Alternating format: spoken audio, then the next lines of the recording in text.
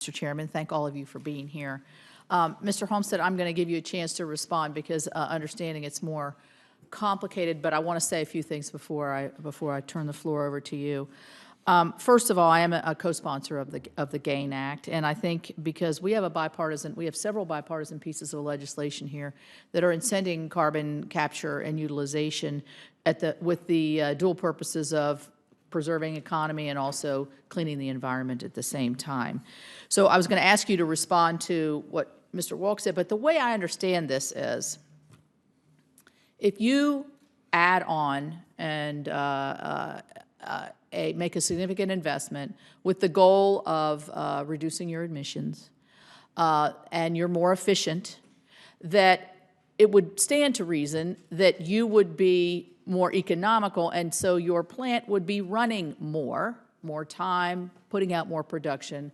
Therefore, maybe your per unit emission is less, but your overall emission may be more because you're running more efficiently. And so wouldn't we rather have, since we're going, like the senator from Indiana said, you're only going to go to a certain demand, wouldn't we rather have the more efficient, cleaner plants going than having the less efficient plants, keeping their steady production numbers, but adding to the emission count at the same time? So am I understanding that right? And if you could flesh that out. Absolutely. You've explained it better than I've been, and that is, yes, a more efficient plant would likely run more hours, but that would mean that other less efficient plants run fewer hours. And so on an overall basis, you would expect pollution to decrease. Now, as I say before, plants increase and decrease their annual emissions all the time based on demand, based on whether other plants in the area are out of service.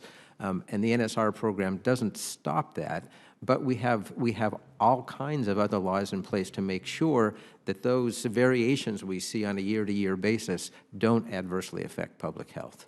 Okay, another question I have, in your testimony, and this is conflicting, I think, information that we've heard in the testimony, you say emission reductions have dramatically improved of the quality of the air that we breathe. Nobody's pro-pollution. I mean, let's take that off the table. So, but according to the EPA's Air Trends report, since 1990, national concentrations of air pollutants have improved 89% for SOx, 82% for lead, 74% for CO, and 57% for NOx, and 21% for ozone. So we're trending down. Is Yes.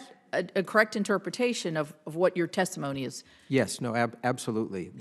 Air quality improvements over the last 30 years have been pretty dramatic throughout the country, and it's been really a remarkable achievement that's attributable to the Clean Air Act.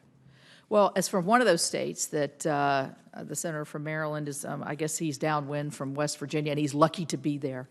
But, this is an argument, obviously, and also being from a coal-producing state. So in order to get to that goal of keeping our coal miners working at least efficiently, to get to that CCU goal, we've got to keep moving forward, I think, with encouraging the investments that are going to make it more efficient, number one, and, well, maybe not number one, they're tied, more efficient and more environmentally correct, and improving that and lowering the emissions. So, that to me is the whole point of the GAIN Act. I want to ask Mr. Altieri from Kentucky. You highlight the fact that Kentucky was repeatedly sued regarding permits touched off by the NSR program over the past decade. Do you feel that uncertainty about the convoluted way that the NSR regulations and guidance are drafted is contributing to these lawsuits?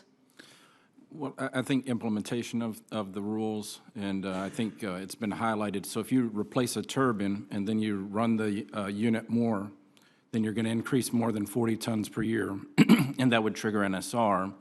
And it is that improvement in energy efficiency at the turbines that have been the subject to all these the litigation between these two. But at the same time, while you're improving the efficiency of the turbine, I'm going to assume that you're cutting emissions at the same time. Per megawatt hour, yes, ma'am. Yes. All right. Thank you, Mr. Chair.